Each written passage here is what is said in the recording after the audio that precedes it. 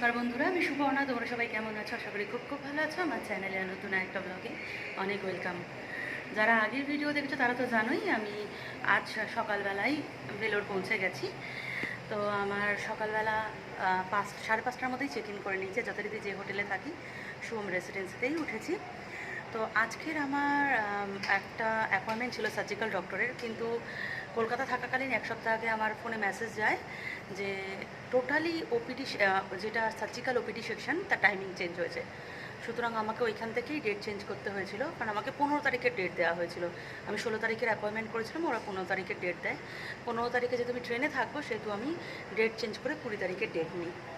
তো আপাতত আজকে আর কিছু নেই, আজকের প্রথম দিন আমার ভেলোরে। আজকে খেয়ে বসে রেস্ট নিয়ে কাটাবো। আগামীকাল আমার স্প্লিনের ডাক্তারের অ্যাপয়েন্টমেন্ট রয়েছে, তারপর ট্রিটমেন্ট প্রসিডিওর স্টার্ট হবে। জানি না কী আছে এবার, সার্জারিটা করাতে পারবো কি না, কারণ এই হার্নিয়া সার্জারিটা আমার একদম অভিশাপের মতো লেগে গেছে। 2024 থেকে আমি বারবার ভেলোরে আসছি হার্নিয়াটা সার্জারি করবো বলে, কিন্তু কিছুতেই হয়ে উঠছে না। সেটা তো ভিডিওর মাধ্যমে শেয়ার করেছে, যারা দীর্ঘদিন আমার ভিডিও দেখে আসছো তারা তো সবই জানো। তো আজকের এখান থেকে ভিডিওটা স্টার্ট করলাম। আজকের প্রথম দিনটা কীভাবে কাটাই সেটাই শেয়ার করব তোমাদের সাথে। এখনও বাসন আর গ্যাসটা নেওয়া হয়নি, তাই সকালের চাটা কিনে আনাই হয়েছে। এখানে চা আর বিস্কুট নিয়ে নিয়েছি। এই আরেকজন সাউথে এসে ইডলি ধোসা, ধোসা ইডলি সাম্বার চাটনি চাটনি। সকালে মুড়ি মাখা খাবো, সকালে না, এখন প্রায় 12টা বাজতে যায়। আর এদিকে তোমাদের গৌতম দা চালিয়ে নিয়েছে খবর, মানে কলকাতা থেকে চলে আসতে পারে, কিন্তু ইলেকশনের খবর না দেখলে ওর হবে না। রান্না বান্নার পালা চলছে, অনেকটাই বেলা হয়েছে, প্রায় 1টা বেজে গেছে। দেরি করেছি, তো টিফিন খেয়েছি, রান্নাটা দেরি করেই বসানো হচ্ছে। গৌতম দা রান্না করছে। আর এই আমাদের ফেভারিট জায়গা, যখনই আসি এই সেকেন্ড ফ্লোরেই উঠি। আর এবার তো 303 নম্বর রুম পেয়েছি। আর এই কোনটায় তোমাদের গৌতম দা রান্না করতে, 300, ও সরি সরি সরি, হ্যাঁ এই তো গ্যাসের গায়ে 309 লেখা। তো এবার 309 নিয়েছি, যেহেতু 3 বেডরুম নিয়েছি। নাহলে প্রত্যেকবার আমরা কোন রুমটায় থাকি যেন, 303, 303 থাকি। আর এই তোমাদের গৌতমদা রান্না করছে তার ফেভারিট কিচেন স্পেসে। এই জায়গাটাও রান্না করতে ভালোবাসে। গ্যাসের দাম অনেক বেশি।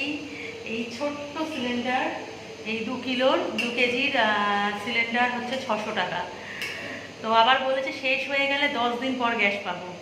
তো সুতরাং যে দিয়েছে, মানে এই হোটেলের যে স্টাফ যোগেনদা, গ্যাস দেওয়ার সময় বলেছে শুধু আলু সিদ্ধ ভাত খাবে, নাহলে কিন্তু গ্যাস শেষ হয়ে গেলে 10 দিনের আগে দিতে পারবো না। তার মধ্যে যেটুকু দেখলাম এখানে যে খাবার হোটেলগুলো, সেখানেও সব জিনিসের দাম বেড়ে গেছে। অটো যথারীতি আমি দূর থেকে 250 টাকায় আসি, এবার আমাকে 300 টাকা দিতে হচ্ছে অটোকে। আরও লাগেজ বেশি ছিল, নাহলে তো আমি ওই 200-250 টাকায় আসতাম। ঝগড়াঝাটি যা শুরু করে দিয়েছিলাম। তো দুবেলার ভাত হয়ে যাচ্ছে, আর চেষ্টা করব দুবেলার রান্নাটা করে নেওয়ার, নাহলে তো গ্যাস শেষ হয়ে গেলে আর গ্যাস পাবো না, বাইরে কেনা খাবার খেতে হবে, এবং সেটা খুব কস্টলি পড়ে যাবে আমাদের, যেহেতু 4 জন রয়েছি। তো এখন রান্না হচ্ছে। আজকের মেনুতে কী আছে গৌতমবাবু একটু বলো। ভাত, আলু সিদ্ধ, ডিম সিদ্ধ, ডিম ভাজা, ডিম সিদ্ধ, ডিম ভাজা, আলু সিদ্ধ, আর ঢ্যাঁড়স। ওই আমি একটা মাখা বানাই, ওই একটু মাখা বানাবো ভর্তা টাইপের। আর বিকালবেলা জল ঢালা ভাত খেয়ে নেবো, ওই ভাতে আলু সিদ্ধ দিয়ে বিকালবেলা জল ঢালা ভাত খাবো। এছাড়া উপায় নেই, তাহলে ট্রিটমেন্ট করতে এসে সব কিছু খাওয়া দাওয়ায় খরচা হয়ে যাবে, ট্রিটমেন্টে আর খরচা করতে পারবো না, একটু গুছিয়ে চলতে হবে। তো ভাত তো দেখা হয়ে গেল। আমি শুভ বিকাল বন্ধুরা। দুপুরে খেতে তো ভাত ঘুম দিয়েছিলাম, আমি আর গৌতমই ঘুমিয়ে পড়েছিলাম। যথারীতি উৎসাহ জেগেছিল, মা টিভি দেখছে। মা যেহেতু একটু বাংলা সিরিয়াল দেখতে পছন্দ করে সেহেতু। আর আমি ঘুম থেকে উঠে সোজা এই লনটায় চলে এসেছি। এখান থেকে একটু হাওয়া আসছে। ভীষণ গরম এখানে, মানে অস্বস্তিকর গরম। আমি জানতামই গরম, কিন্তু কিছু করার নেই। এই সময়টা ছাড়া আমি আর আসতে পারতাম না। এরপর উৎসার কলেজ স্টার্ট হয়ে যেত, নতুন কলেজ নিয়ে দৌড়াদৌড়ি সেই সব থাকবে, সুতরাং আর সময় হবে না। তার জন্য এই সময়টা আমি বেছে নিয়েছিলাম। এখন বিকালে চা খাবো। দুপুরে ভাত খাওয়ার সময় আমি আর ভিডিও করতে পারিনি, ফোনে একটুও চার্জ ছিল না। আর সবথেকে মজার বিষয়, যেটা তোমাদের শেয়ার করা হয়নি, আজকে যখন ভোরবেলা আমি শুভমে এসেছি, আমি যথারীতি ওদের 1 সপ্তাহ আগে জানিয়েছিলাম, এবং ট্রেনে ওঠার সময় আরেকবার জানিয়ে দিয়েছিলাম যে আমি আসছি একটা রুম রেখে দেওয়ার জন্যে। সে অনুযায়ী ওরা একটা রুম রেখে দিয়েছিল। আর আমি যেই সকালে এসে গেটটা ঠুকঠুক মানে ওদের গেটটা নক করেছি, আমাকে দেখে ওরা সবাই এতটাই এক্সাইটেড, মনে হচ্ছে যেন আমি ঘরের মানুষ ফিরে এসেছি, আমি কলকাতায় ঘুরতে যাই বা কলকাতার কাজকর্মের জন্য যাই, এটাই আমার আসল বাড়ি, এরম একটা ওদের এক্সাইটমেন্ট ছিল যে দিদি এসে গেছে, দিদি এসে গেছে, এরকম একটা ব্যাপার। ইভেন যে যে কাজ করে এখানে রোজদিনী রুমঝিন করে সরস্বতী, সরস্বতী তো সকালবেলা আমাকে দেখে এমন চিৎকার করে উঠেছে দিদি বলে, মানে আরও যে হোটেলের রুমে যারা আছে তারা মানে সবাই বাইরে বেরিয়ে গেছে যে কে কাকে দেখতে এত জোর, কাকে দেখে এত জোর চিৎকার করে উঠেছে। তো ওদের এই ভালোবাসাটা সত্যি আমার ভালো লাগে, ওরা ভীষণ আপন করে নিয়েছে। এই নয় যে আমি ওদের জন্য ভিডিও করেছি বা কিছু, ভিডিও করাটা সম্পূর্ণ আমার নিজের ব্যক্তিগত ব্যাপার ছিল, ওদের আমার কোনো প্রমোশনাল ভিডিও ছিল না, বা ভিডিওর জন্য বিন্দু মাত্র ওরা আমাকে ছাড় দেয় না, না রুমের ভাড়া ছাড় দেয়, না কোনো জিনিসে ছাড় দেয়, সবার থেকে যেটা নেয় আমার থেকেও সেটা নেয়, শুধু এখানে হচ্ছে ব্যবহার আর সম্পর্ক, সেটার থেকেই পাওনা, আর কিছু না। তো যা গরম, এসি রুম নেওয়ার মতো আমার সত্যিই ক্ষমতা নেই, এসি নিলে যে রুম ভাড়াটা যা রয়েছে তার ডবল দিতে হবে, এমনি রুম ভাড়া নিচ্ছে আর 900, প্রায় প্রত্যেক দিন 1000 টাকা আমার রুম ভাড়া, বাসন খরচা গ্যাস ভাড়া তো ছেড়েই দাও, আর যদি আমি এসি নিই সেটা হয়ে যাবে 1800 টাকা। তো আমার পক্ষে ইম্পসিবল ব্যাপার, পার ডে 1800 টাকা ইম্পসিবল। তা ওদের রিকোয়েস্ট করা হয়েছে যদি সার্জারিটা হয়, সার্জারির পর 2-3 দিনের জন্য আমি একটু এসি নেব, সেটা ওরা বলেছে ডিসচার্জ হওয়ার আগে জানাতে। এখন দেখি হসপিটাল কি করে তার উপর ডিপেন্ড, এত কষ্ট করে এখানে এসেছি, এত কষ্ট করছি, যদি এবার সার্জারিটা না করে তাহলে আরও মাথায় আমার একদম কি বলবো ছাদ ভেঙে পড়বে, এরকম একটা ব্যাপার। তো এখন একটু বিকালে চা টা খাবো, চা টা খেয়ে, এখন বাইরের হাওয়াটাও গরম, যেন পিঠে তাপ লাগছে, এরকম একটা অবস্থা। চাটা খাই, আর রাত্রিবেলা যেটা বললাম জল ঢালা ভাত খাবো।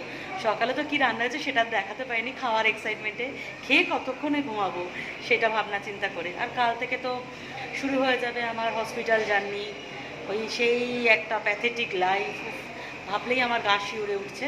আজকে রাতে সবটাই গুছিয়ে নেবো, কাল সকাল 7টায় আমার এমআর কাউন্টারে রিপোর্টিং রয়েছে, 7টা কি 7:30 এরম। তো দেখি একটু চা বানানো যাক, একটু চা খাই, নাহলে ঘুমের নেশাটা কাটছে না। আমি তো তোমাদের সাথে গল্প করতে ব্যস্ত ছিলাম, এদিকে তোমাদের গৌতমদা আদা দিয়ে একটু লিকার চা বানিয়ে নিয়েছে, তার সাথে নিয়েছে একটু চাল ভাজা। তো চায়ের সাথে টাটা ঠিক মতো না হলে জমে না। আর এইদিকে সেই ট্রেনে হাফ খেয়ে রেখেছিল মেয়ে, কি ভাগ্যর বাণী না কি, ওইটা আবার মেয়ে প্যাকেটটা খুলেছে, আমিও 2-3টে নিয়ে নিলাম, খেতে বেশ ভালোই লাগছিলো এগুলো। ল্যাদ খাওয়া পরিবার, টিভি চলছে, খেলা চলছে, আরে বাপ মেয়ে খেলা দেখছে, আর আমার মা মনের দুঃখে ঘুমিয়ে পড়েছে, ওই সিরিয়াল হচ্ছে না, মা তো খেলা বোঝে না।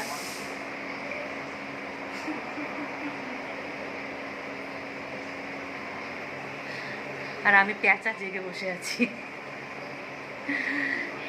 মেয়েকে বাবা বলছি যা দিদাকে নিয়ে একটু বাইরে যা, গিয়ে একটু আইসক্রিম খেয়ে আয়, এত ঢাকা পড়া আমাকে নিয়ে যাবে তাহলেই, আমি একটু ঘেমে গেলেই আমার ওই নাভি হার্নিয়ার জায়গাটা এত ইচিং হচ্ছে, আমি চুলকে পুরো রক্ত বের করে ফেলেছি, এরম একটা অবস্থা, তাই আমার ভালো লাগছে না। কিন্তু এই মেয়েটা এত করে মেয়েটা যেতে চাইছে না, কী আর বলবো। ঘড়িতে এখন 9টা বাজে, এখন যাচ্ছি আইসক্রিম খেতে, সব দলবল বেঁধে এতক্ষণ পর। আমি আজকে নাইটি পরে বেরোচ্ছি প্রথম ফার্স্ট টাইম। গত বছর যখন জুলাই মাসে এসেছিলাম তখন এই সফটির দোকানটা খুলেছিল, সেই সময় খুব সফটি খেয়েছিলাম। তো এবার মেয়ে আর মা এসেছে, ওদেরকে খাওয়াবার জন্য এই সফটি কর্নারে চলে এসেছি। 20 টাকায় ভীষণ টেস্টি হয়, এটা খেতে বেশ ভালো লাগে। অনেকক্ষণ ধরে দাঁড়িয়ে থাকার পর আইসক্রিম,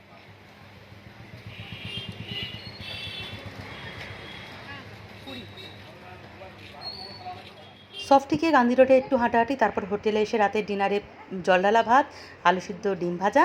তো ব্লগটা এখানেই এন্ড করলাম, সবাই ভালো থেকো।